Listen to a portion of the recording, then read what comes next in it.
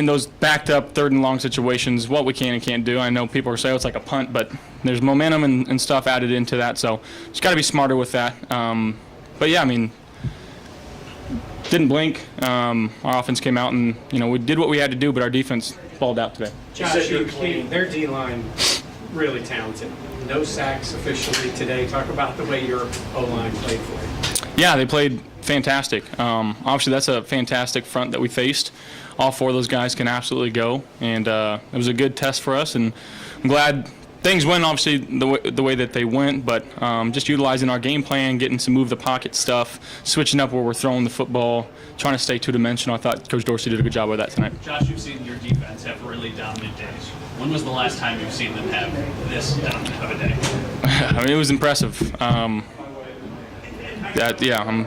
Whoever is starting their fantasy team, I hope they had them on their team. So that was fun to watch. You may have alluded to this, Josh, off the top, but does it change your mindset when you have the reassurance of a defense that's playing as well and dominating like that in terms of maybe some of the decisions you make during the course?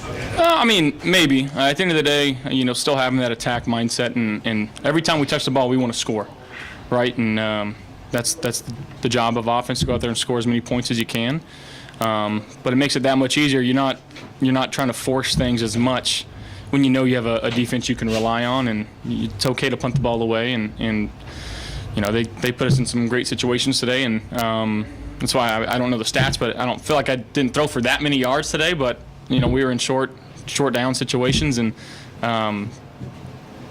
yeah, it was awesome. There's been a lot of talk about you sliding. It seemed like you did a pretty good job today. How would you assess your ability to slide after a run? There's a few people on this team that owe me some money for sliding, so just a little bit of incentive there, Your defense has made plays. Some of the interceptions have made them look like pass catchers. The one Milano made, Trey's today, even AJ, Bernard's.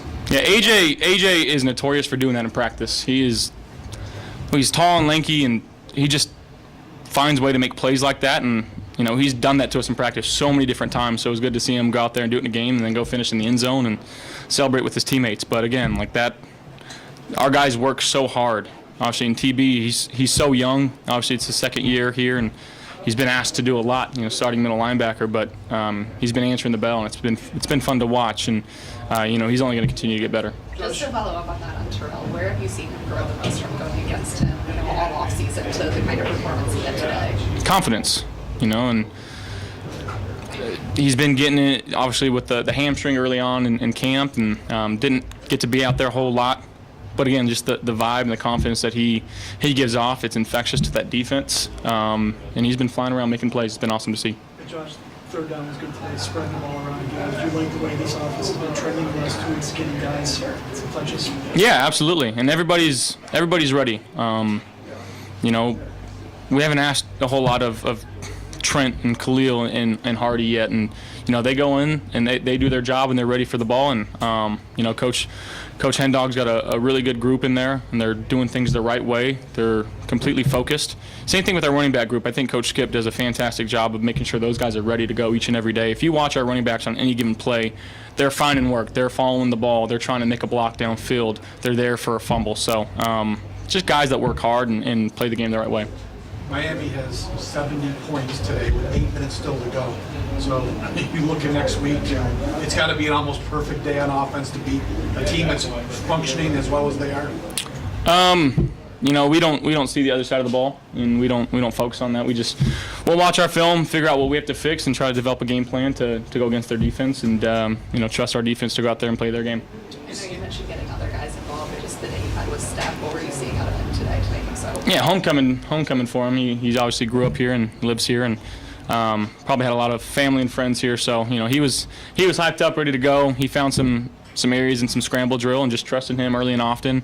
Again, just another guy that just works extremely hard. And I know you guys may see that a little bit, but you don't see it like this team sees it. And he's the one that sets that tone in the receiver room. Obviously, you want to finish in the end zone, but to have a kicker like Tyler Bass, how reassuring is that? It looked like that one for 54 could have been good for like 70.